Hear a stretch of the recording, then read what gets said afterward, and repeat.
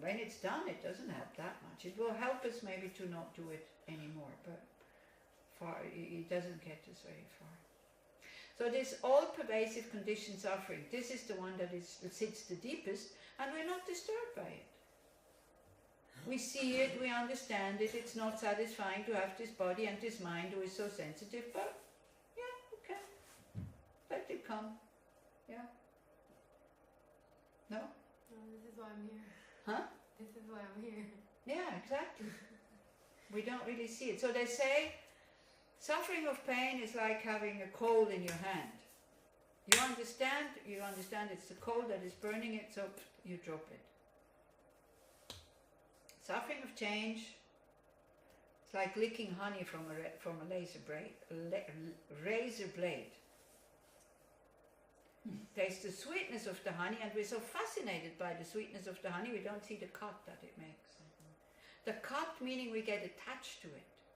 And yesterday we talked about poisoned ivy. So if you don't know that these nice shiny looking leaves are creating this itch, what happens? You itch somewhere. And you don't know that you've been in the forest, so it comes from that. So you start to scratch. And then with the hand that you scratched, you touch your face. All of a sudden it starts to itch here.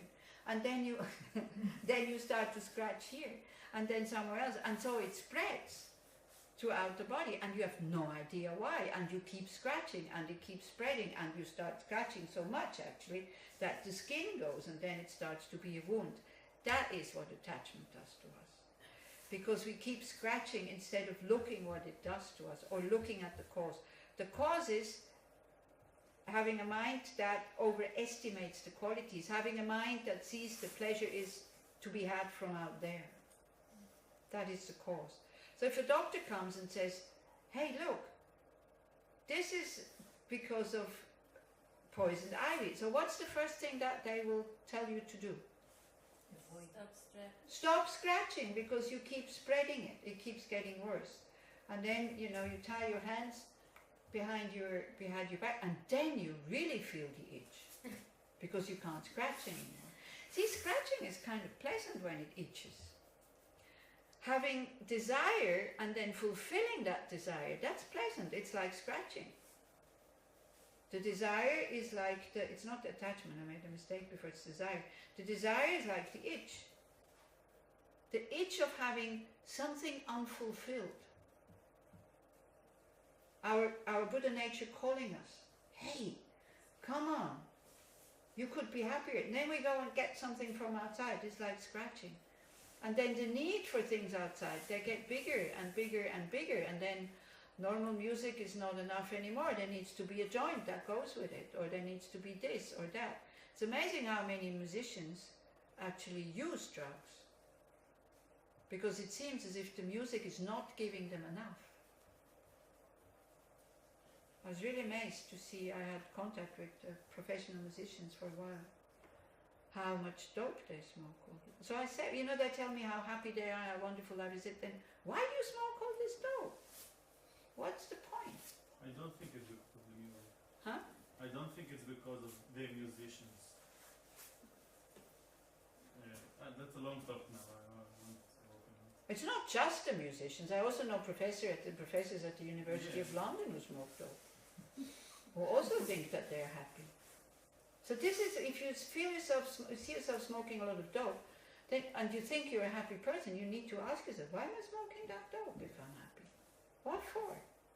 Because you see, the happiness that we get is never enough. So if the mind is very clever, if it finds chemicals or other things that makes that happiness more intense, it will consume them, not caring whether you get attached to it or not, whether you get addicted to it or not. That is the problem. That is the problem. I can talk. I was an alcoholic. I was totally dependent on it.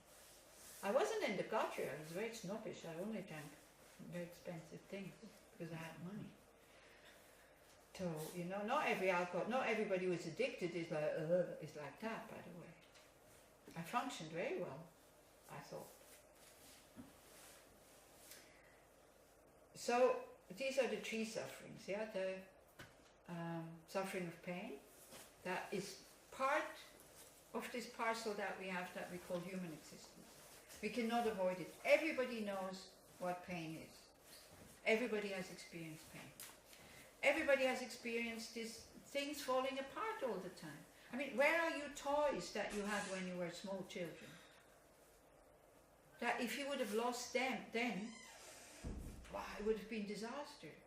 You remember, did you have such a toy that you were so attached to? No? Yes. Oh yeah. I had books that, wow, I read them I don't know how many times. If I would have lost them, it would have been disaster. Not even as a small child, but also quite, 10, 12. Yet nothing at all. I didn't have much choice. But you had something, yeah, what? It can be one. You know, there's this very nice story. The sadhu. A sadhu is somebody who gives up everything, goes around with a loincloth and just a bundle or a bucket that they carry with them in India. And so he goes, and so the Maharaja sees him and he invites him for lunch. So they sit in the garden, and then the sadhu says, you know, how nice it is to have so little things and to have no attachment, and how wonderful and all this, and how he's so free. And then the Maharaja decides to also give up everything and to go and to be a sadhu. And then they smell smoke, so they look around and the palace is burning. And then the sadhu jumps up and runs towards the palace. Well, the Maharaja says, the gods must have heard my wish. Look, the palace is burning. So he was happy. And the sadhu gets up and runs towards the palace and screams, my bundle, my bundle. So it doesn't matter what you are attached to. It can be big, it can be very cheap. This is why I said, if you steal something, we don't know the value that it has for somebody. The suffering that it creates in somebody. So we're also plagued by uncertainty. This is why we're kind of nervous. This is why we have this underlying fear. You know, when people say, how can I be free of fear? We cannot be free of fear. Because deep down we know disaster can happen any moment. Not only in Israel, everywhere. And we don't need terrorists for that. We just need to fall down the steps. Because we have this all-pervasive conditioned suffering. We have this body and this mind who is so sensitive, so fragile, needs so little for that, for these two things to go into suffering. It needs so much to keep them healthy and happy. Then we have dissatisfaction. Nothing really satisfies us. Now, either we have two ways there. Either we get bored and we get depressed, or we keep searching. As we search, we scratch. Yeah. As I said, when the doctor will tell you stop scratching, then you would start to feel the itch. So it's only when we stop consuming that we see our attachments. We see where we itch. We see how much we need in order to be happy. Just not in a retreat, but in daily life. Put away your telephone. Turn it off for only one day. Look how many times you have the impulse of going to it and turning it on. And switching it on, see if somebody sent a message. Then does it make us better if somebody notices that we're alive and sends us messages? Also try to see what these telephones do to us. It's amazing. It's amazing how much we're hooked to them already. Much more than to the computer, because the computer you have to turn on, you have to sit down. It was much more complicated, whereas with the telephone now, it's so easy. Zack, and you're connected to the world, you think. And spend a lot of time with it. Unsatisfactoriness. Why? Because we have the power to be happy all the time, but we don't look in the right place. This is why we're dissatisfied. Then if you are a Buddhist, then you would see that, whoever is born has to die. Whoever dies has to be reborn. Then we have to die again. So in each life, we build up so many things. Material things, they all collapse. Friends and families, they all collapse. The only thing we're taking with us is our karmic imprints. So all the rest, yeah. Now, again, please do not jump to the extreme that I'm telling you shouldn't have any families. It's okay. It's okay. But don't see them that don't give them the responsibility to make you happy all the time. Don't think you can control them. You don't own them. Leave them have their own life. And the more you have this feeling, may they be happy, may they be well, for them, the happier you will be. The more they should make me happy, the more difficult the relationship becomes. I have friends who really wanted children very, very badly, and nothing ever worked for 10 years in the marriage. And she's very good with children. Like, all her friends came to bring her their children when they were small, so she was looking after them. And finally she got pregnant. And it was, I think she was about 7 months pregnant, like everything for the room, for the baby, everything was already there. Both of them so happy, and then the baby died in the womb. And I got the message in India, and I thought, my gosh, this is going to break them. When I came home to Switzerland and I went to see them, I was so surprised. Both of them were incredibly well. Because you see, each of them was so concerned about the happiness of the other that they didn't think about their own pain. And then they said, you know what, we gave up of wanting children. It's okay. We have each other, that's fine. I've never seen them so happy. It's this thing, when you're not so concerned about your own pain, but so afraid for the other that it will break the other, and you do everything totally focused on the other person, it can work really, really well. And it doesn't need to be disaster. I was very surprised. And they're not Buddhists, but they love each other very much. So also, you know, all the efforts that we make in daily life, especially worldly efforts like fame, money, skills, all this, so much energy goes, sports, to be good at sports, so much energy goes into that. And then, at the time, as we get older, it all falls apart also. We lose our skills. We lose our fame. People still know our name, but we cannot live up to that, what stands behind the name anymore. So again, if that was your only source of happiness, the success, then you'll be quite at loss when you are getting old. And there's another thing, we are quite alone in this, what we call life. We want to be connected with each other, but we're not really connected. As long as we have this I and other thing, we don't see what the other person experiences. Others don't see what we experience. We cannot go into somebody else's mind. It's impossible. And in the most difficult moments of our life, we are alone. We're born alone. We don't know what is going on. I mean, a baby has a brain, a baby has a mind, a baby has sensations. So I don't think that birth is very pleasant for the baby. Must be quite frightening, not knowing what's going on. It's very painful for the mother, but also for the baby. They don't look happy when they come out. Huh? Mine didn't look happy when they came out. And most of them are not happy. They scream, they cry, they They look pretty angry. angry, or just confused, also scared, maybe.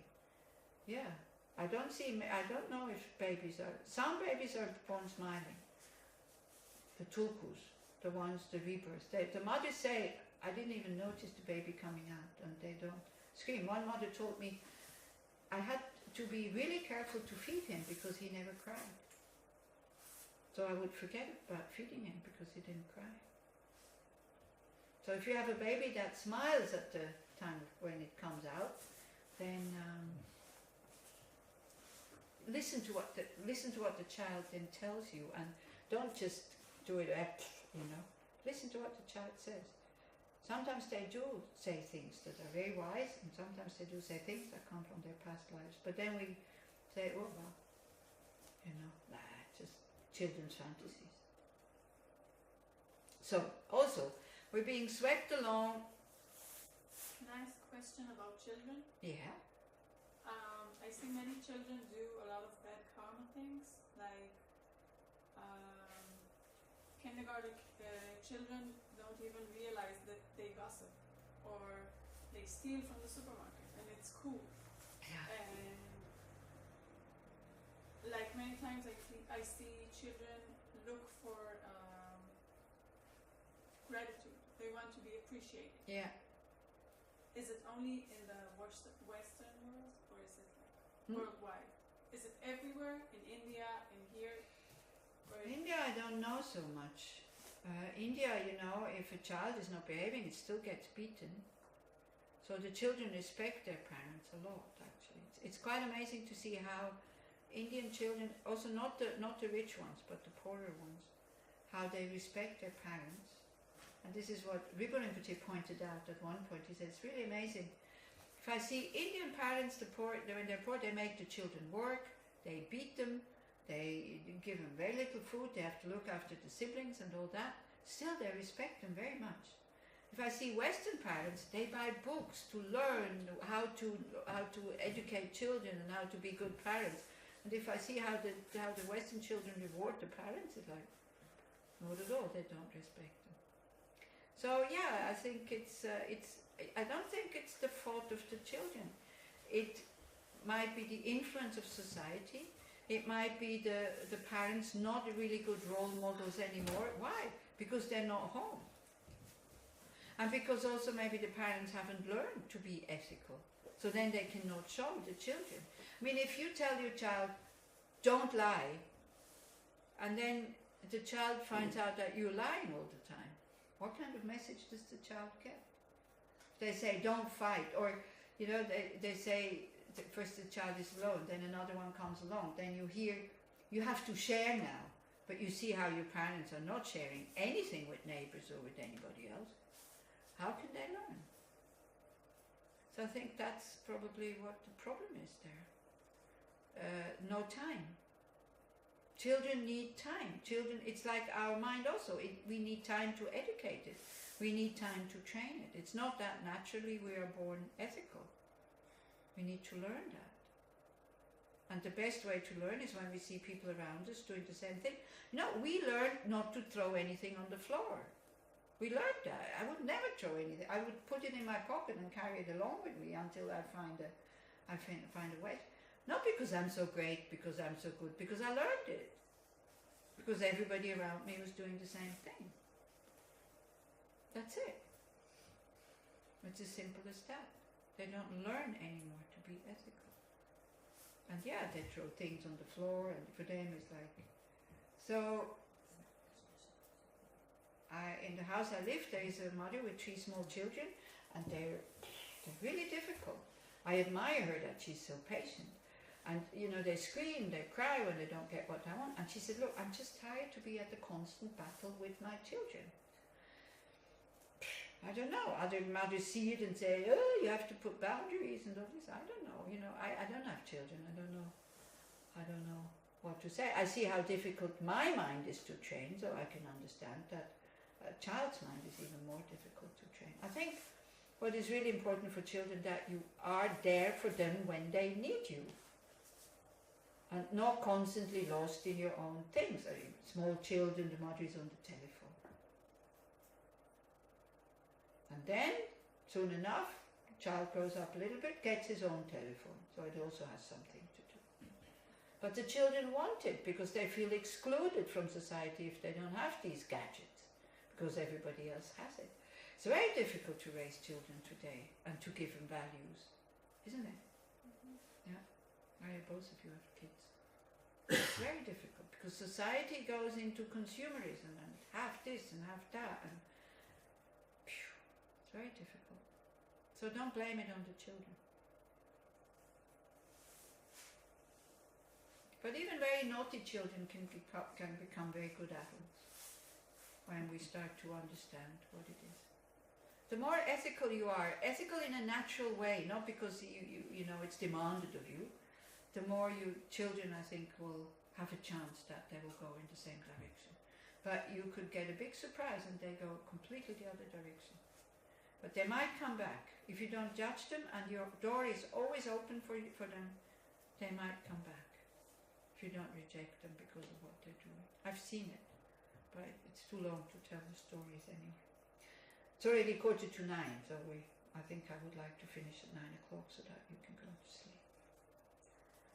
So what we also have, we're being swept along what is called by these 4 great rivers: birth, old age, sickness, and death. Is any of this satisfying?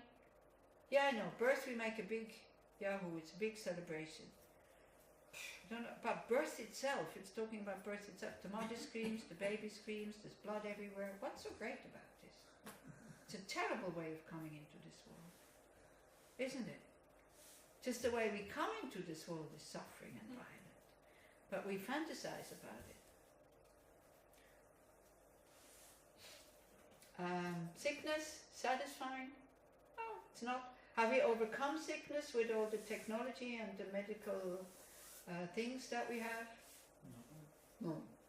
We're still as sick as other people. We've been sicker than other people before, maybe. They had the plague and they couldn't get cured from cancer, and they had terrible deformities because they broke a leg or an arm. But I wouldn't say we're necessarily healthier than they were. Huh? Like 500 years ago. We live longer, we have more time to get sick. We live longer, we have more time to get sick, and I think also the body, because there's so much effort to put into the body to keep the body alive, the mind cannot pull along, and then what happens? We're vegetables at the end of life. Body is not ready to die because it's so well kept, but we haven't paid any attention to the mind, and then the mind goes where it's going, into oblivion. How do you say? Oblivion, I think.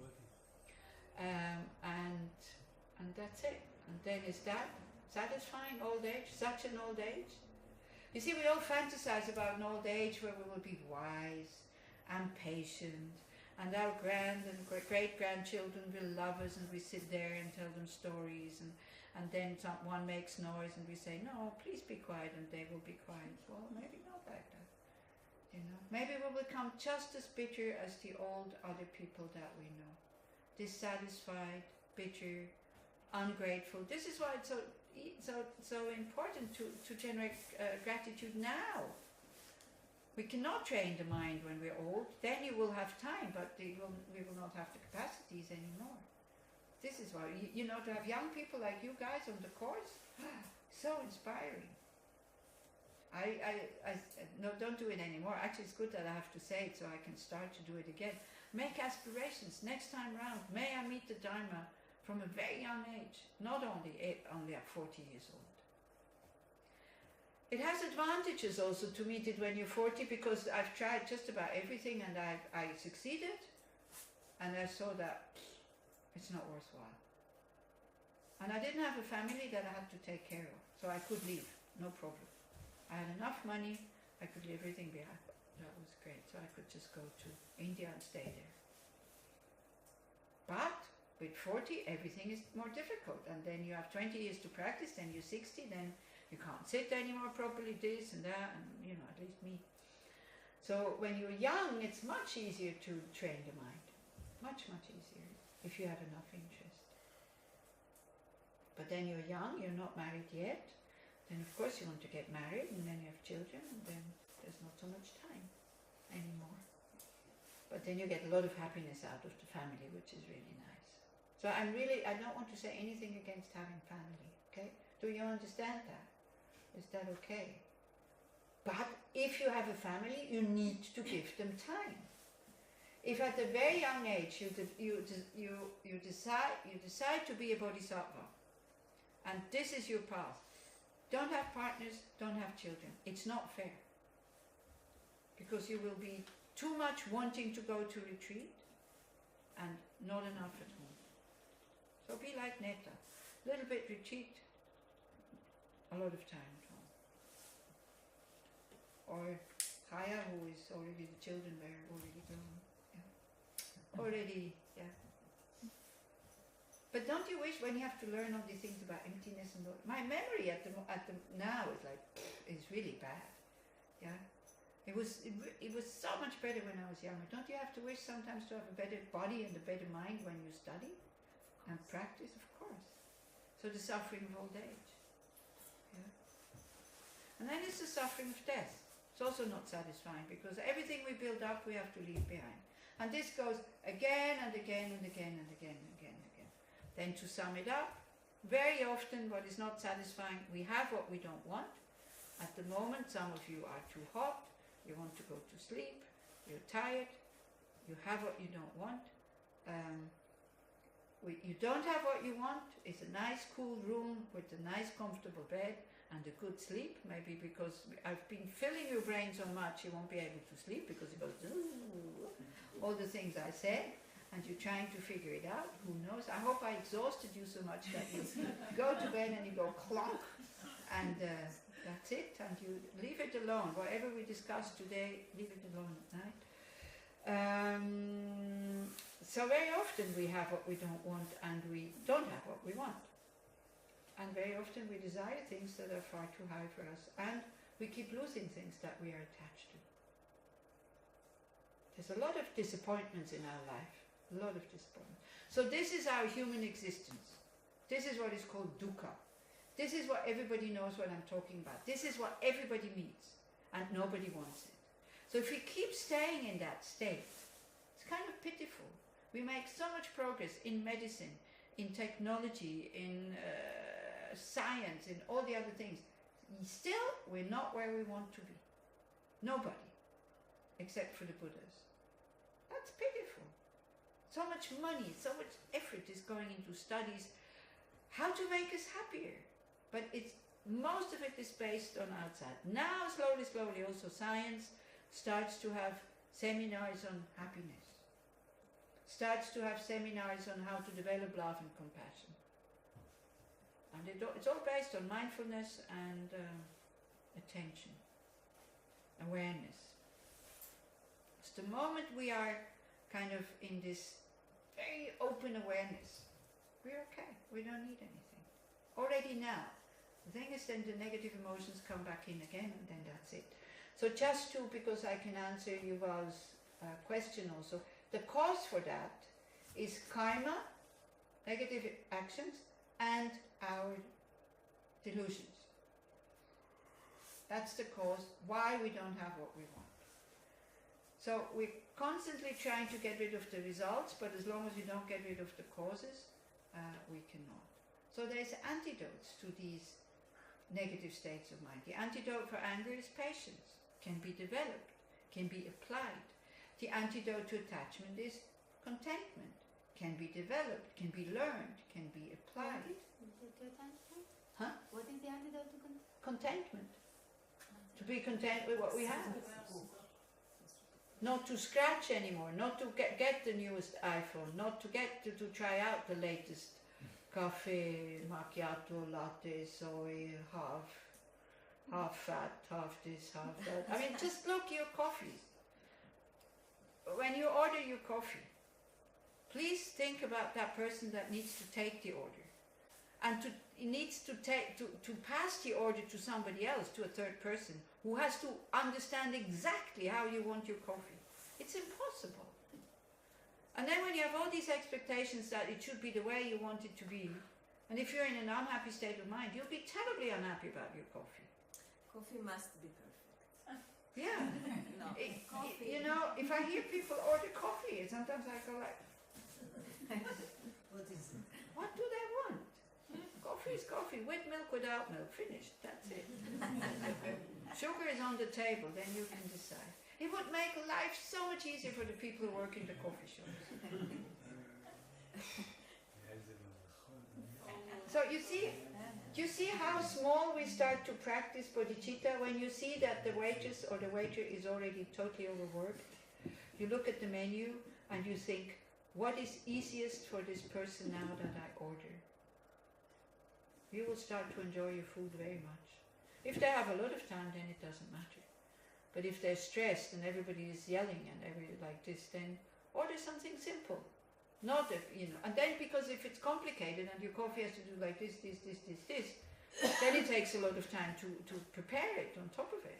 So then you complain that it lasts a long time. Order soda water. That's very easy. Think like this is in bodhicitta, we always try to think like the other person. If I would be the other person, how much patience would I have? You call, and then you don't even know what you want to order. Because you've been busy chatting or looking at your telephone. So decide what you want to order before you call the person. And then, Maze, blah, blah, this is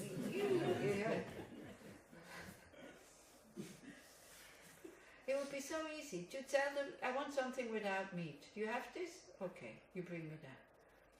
But then the waiters, they don't understand what you want when they say, but we have more than one dish. They say, okay, just bring me the first one. But don't you, we also have, I said, no, just bring me the first one. It's like, it's okay. With rice, with potato. Yeah, whatever. No, a restaurant wouldn't order rice, wouldn't bring you rice with potato, whatever. If you're hungry, everything is okay. It's because we are not hungry that we need all these fancy things. And then it makes us even less hungry because we try to eat them and experience pleasure, but we're not hungry, then we're even less hungry after. So we need more complicated things.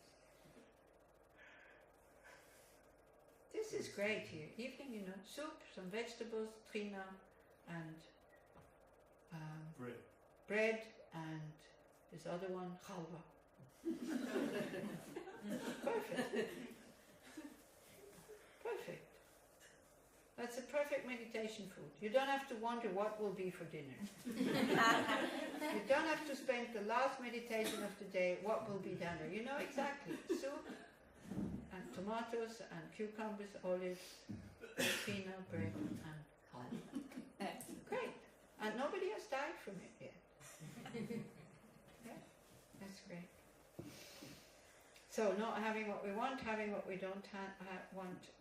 And schlepping with us these 5 contaminated aggregates from lifetime to lifetime to lifetime. So it's body, it's like body and mind, let's say. This contaminated body and mind we take with us lifetime from lifetime to lifetime. It comes from suffering because it has been suffering in the past.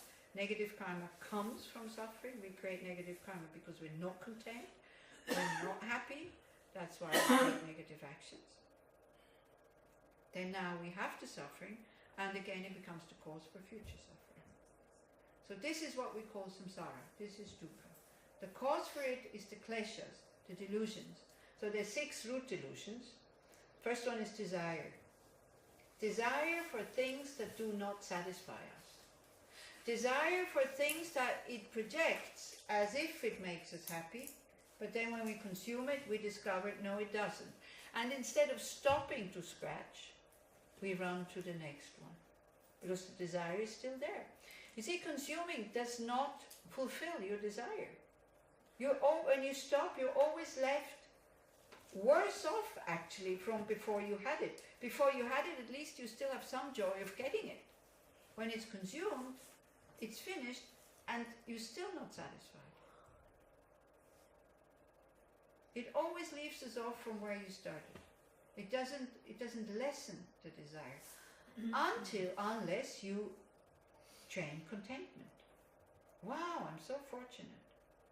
I just had this meal.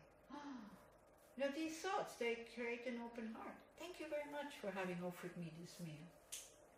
Basel. Then you have an open heart. The waiters who brings you the food. Wow, thank you very much for bringing me the food. The cook in the kitchen. Tell the waitress sometimes, please tell the cook that it was really good. Also. Usually we say when it was not good. See, when we say that it was not good, it doesn't create a feeling of happiness. It creates some kind of feeling of self-importance, but it's not happiness. If you say, tell the cook that, wow, it was really nice. That creates a feeling of happiness in you. The cook, I don't know. So desire. If the motivation is to help them to cook better, so it's different. Really? Then go and see the manager and say, can I come one day and show you how to cook it? Yeah. That's always helps. Huh? That's always helps. That's Always helps. I'm always kidding. that always helps to set to if the motivation is to make better, why better? Why is it not good enough? No, if it's too salty, so maybe the cook is in love. No, to be aware of. Yeah. Actually, I walked. If the motivation is good. Huh? I worked in a restaurant that I know. was really important for the managers and the waiters to know if everything good, and if not, they will replace your dish in a minute. So it was very Yeah, important. people take advantage of that. They eat half of it and they say, oh, it's not good, and they get a new one. But for the restaurant, it was really important that Yeah. the people will go satisfied. Yeah. But you see, if you come to the restaurant with an unhappy mind, most of the dishes will not be satisfying. So you can't rely on these customers who say it's not good.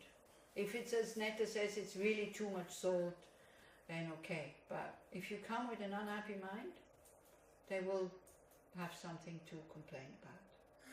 If you come with a happy mind, okay, it's too much salt. So what? Yeah. But you can still say it's too much salt. Good. Anger. If desire doesn't get what it wants, it gets angry. So that's the second root delusion. Anger is a wish to harm. Anger is a mind that overestimates the negative sides. Anger is a mind that says, I am not happy because of that person there, or I am not happy because there's too much salt in the soup. You know, and we forget it can happen to anybody that we put too much salt in the soup. So you can say it, but say it nicely, for example.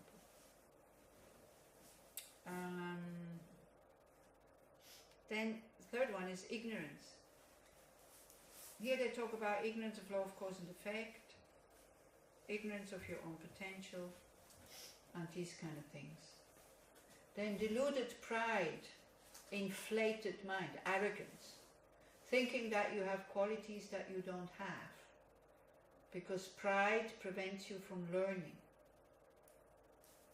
And pride creates also low self-esteem. So I'm not talking about a healthy self-confidence. I'm talking about deluded pride, where you always need somebody else to compare yourself with, so that you can see, I'm better. And then there's this fear that somebody else will come along and be better than you. Healthy self-confidence, you're very happy when somebody is better than you, because you know you can learn from them, and you know you have the capacity to learn. Not to compete, just because it's a good thing to know. Or it's good to learn. Yeah? Also, we can learn out of many different motivations. To compete, to feel better about ourselves. You see, intelligence, unfortunately, today is so, so high. Wow, we're so intelligent. Intelligence doesn't make you not necessarily a kind person. So if you feel that you don't have that much capacity in your brain, so what? Intelligence can be learned, you know, it just takes longer for people to know it. For other people, they're very quick. Our brains are so developed. This is why the younger people are so quick with these things. Because they have to learn so much. And connections are being made. The brain is being kept flexible and all this. But it also starts to be fragmented. There's too much of it. Then people, they cannot, you know, kids, they cannot do one task. They have to have something else going on aside so that they can concentrate on one task. Because they're fed with so many things. Attention deficit.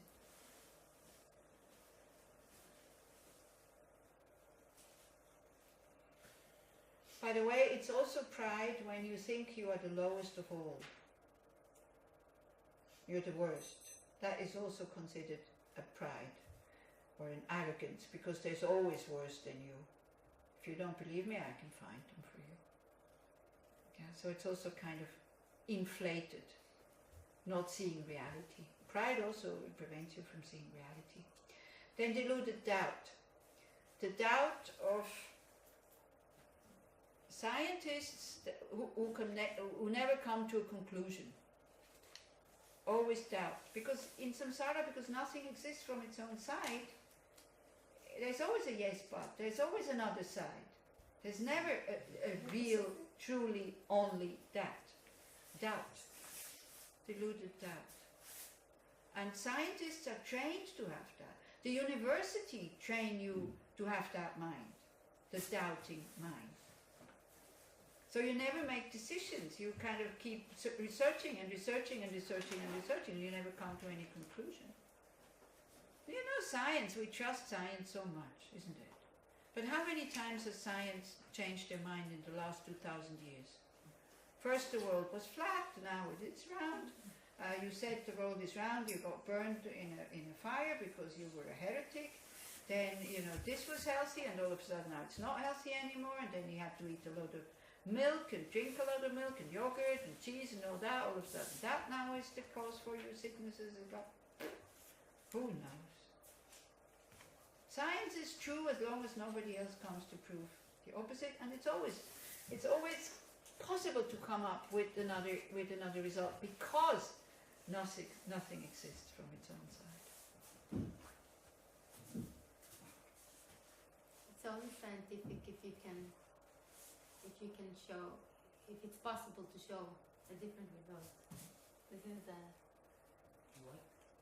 it's science. You say that an experiment or a hypothesis, it's only science if it is made in a way that you can contradict it. You can measure it and contradict it, otherwise it's not science, it's faith. Okay. That's how science actually defines it. Yeah. Okay. So that would be Buddhism. You can always contradict what is being said because it is conventional truth. There's always a yes but to everything. So then you have to learn which yes but gets me to where I want to go.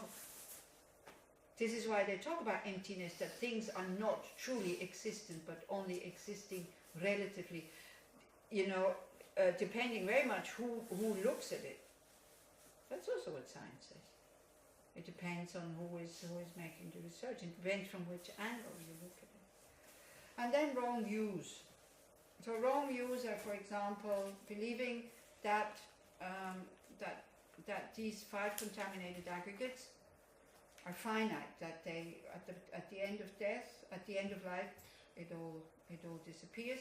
Believing that there is a separate, inherently existing I. Believing that standing in the midst of 5 fires will lead you to enlightenment. These kind of things. So these are the wrong views, and it's especially the wrong view of believing that there's a real, inherently existing self inside of this body and mind, a real me, a real person, separate from the body and the mind. And we believe in that, and we try to satisfy that. Out of that come all the other things, you know, wrath, vengeance, concealment, spite, jealousy, greed, pretension, dishonesty, conceit. You don't have to write them all down. Cruelty, there is lists like this we can send you. Cruelty, shamelessness, inconsideration, uncleanness, excitement, faithlessness, laziness, recklessness, forgetfulness, non-introspection, distraction. All of this would be considered like kleshas, mental states that lead to suffering.